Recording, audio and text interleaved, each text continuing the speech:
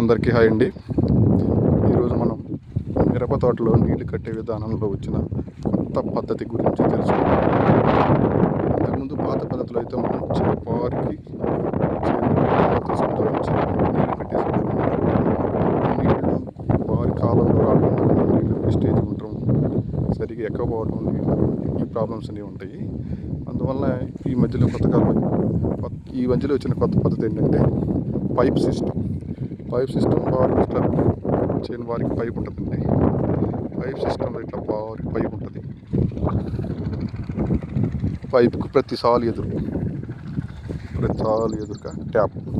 Tap open చేస్తే నీళ్ళు వచ్చేస్తాయి. ఇది చూడండి, ఆల్రెడీ నీళ్ళు పెట్టేసిన సాలుకి వచ్చేసి నీళ్ళు పెట్టేశారండి. ఇలా క్లియర్గా వెళ్ళిపోయినాయి. ఇప్పుడు చూడండి, ఇది ట్యాప్ ఓపెన్ చేసిన తర్వాత నీళ్ళు స్ట్రైట్గా వెళ్ళిపోతాయి.